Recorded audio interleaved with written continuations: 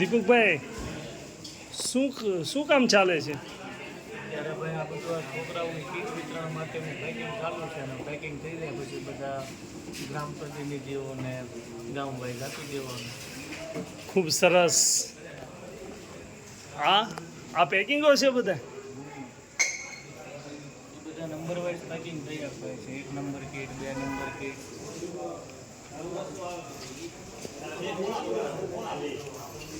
ઠીક, આ પ્રમાણે કીટ આપવામાં આવે છે એમને? તેજાણી પરિવાર પ્રગતિ મંડળ સુરત. સરસ.